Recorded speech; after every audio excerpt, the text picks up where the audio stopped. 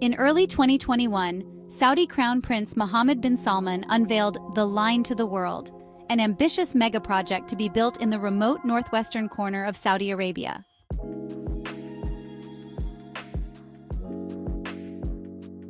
When completed over several decades, the line will consist of two parallel 500-meter-high skyscrapers, 200 meters wide, stretching continuously for 170 kilometers through the desert landscape. Between these massive structures will be an open atrium, essentially creating the world's longest enclosed urban space. Upon completion, the Saudi government claims the line will house 9 million residents, nearly equal to the population of New York City, all within an incredibly efficient 34 square kilometers. While this footprint seems small, the total floor space will be massive, 29% larger than all 5 boroughs of NYC combined.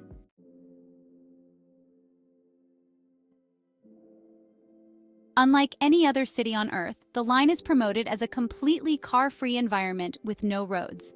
Everything residents need daily will be within a 5-minute walk.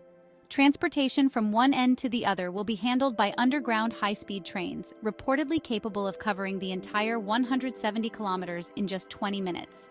The entire structure claims to run on renewable energy with zero emissions. Adding to its futuristic appeal, the line advertises flying taxis, robot butlers, a mechanical Jurassic Park, artificial moons, and an AI-controlled surveillance system monitoring everything 24/7. It's being marketed as a revolutionary 21st century approach to urban design and human living.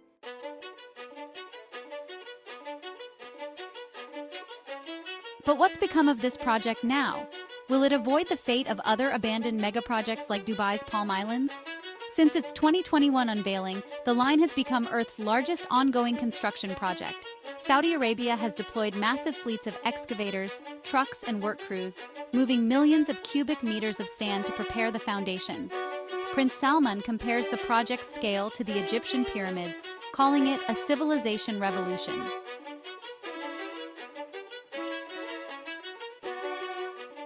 However, even for a nation as wealthy and powerful as Saudi Arabia, fully realizing a project of this scale proves challenging.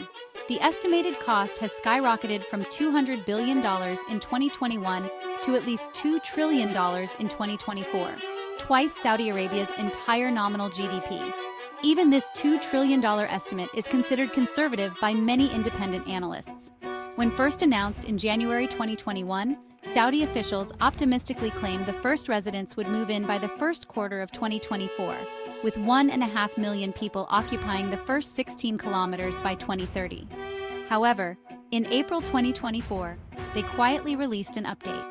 According to Bloomberg sources, the government now plans to complete just 2.4 kilometers by 2030, an 85% reduction, housing fewer than 300,000 people, 80% below the initial target.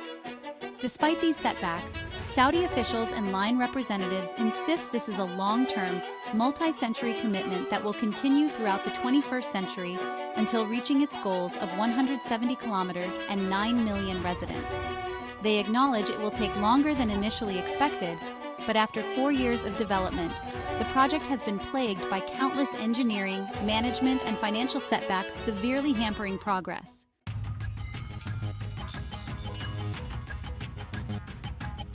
Let's analyze some of the project's most glaring issues.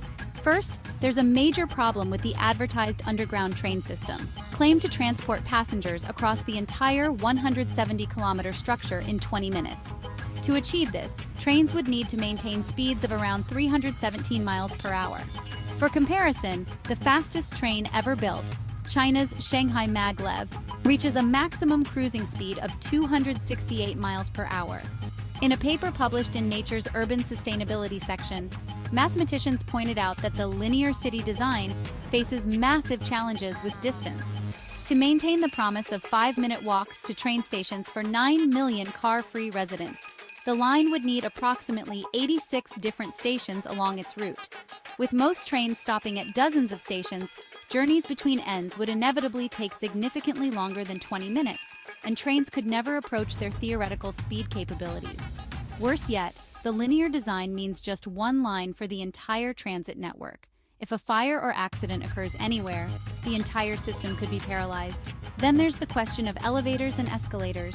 For comparison, One World Trade Center in New York, which is actually shorter than the line's structures, has 73 elevators. One WTC occupies about 40,000 square feet. The line's twin towers, stretching 170 kilometers, would essentially be like connecting over 2,700 One World Trade Centers end to end. Using similar elevator systems would require installing nearly 200,000 elevators per tower, about 400,000 total. Going further, each One World Trade Center costs $3.9 billion to build. Constructing over 5,000 similar structures to form the line's parallel skyscrapers would require roughly $21 trillion. And that's without the train system, artificial moon, or Jurassic Park features.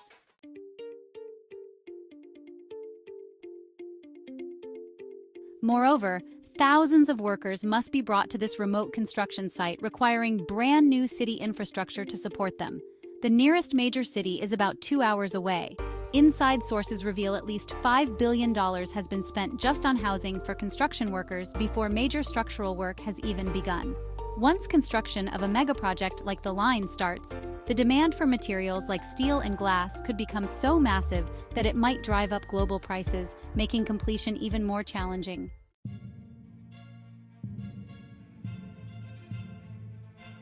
Beyond construction issues, even if the line is completed, it may not be an ideal place to live.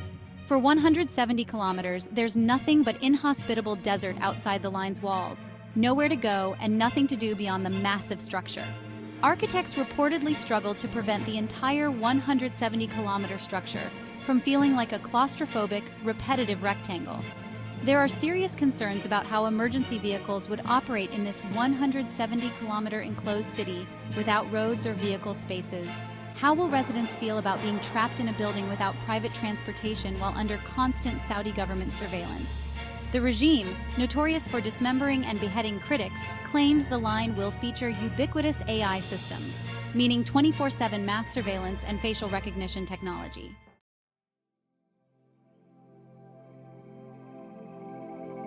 The line also poses severe wildlife concerns. Its walls will be covered in mirror-like material reflecting the desert landscape, essentially creating a 170-kilometer-long, 500-meter-high mirror positioned at the northern edge of the Red Sea ecosystem, directly between the Red Sea and Mediterranean. This lies directly in a massive aerial corridor where billions of migrating birds pass through. The Wall Street Journal reports countless birds will inevitably die crashing into this giant mirror, as the project sits directly in many migration routes. Desert species will struggle to navigate around the 170-kilometer-long barrier, forcing local populations to reduce their ranges and increasing extinction risks.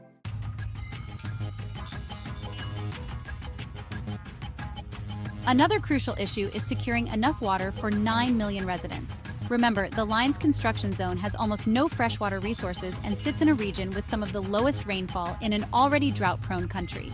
The only possible solution involves massive desalination projects along the Gulf of Aqaba and Red Sea coast, converting seawater to drinking water. However, desalination brings its own problems. It's considered highly environmentally destructive, as it extracts water but returns concentrated salt to the ocean, significantly increasing salinity around desalination plants over time, devastating for local marine life. Plus, desalination plants require enormous resources to operate.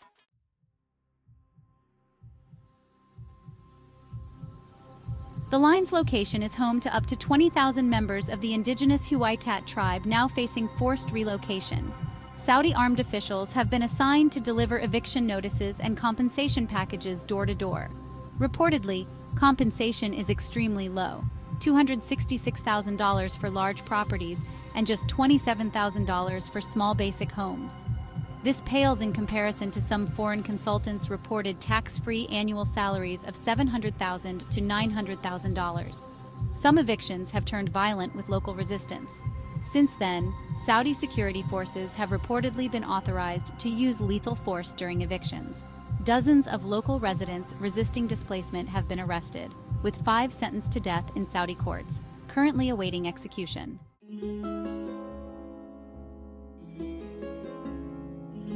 All these rapidly inflating costs and human rights issues are extremely problematic for the Saudi government, as they've been funding the entire project as a proof of concept, hoping foreign investors would help fund the rest after realizing the project's grand vision. However, as cost estimates soar into unrealistic territory, this prospect becomes increasingly unlikely.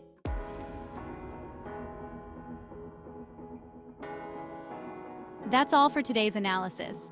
If you enjoyed this deep dive into the line, don't forget to subscribe, like, and share. Thanks for watching, and we'll see you next time.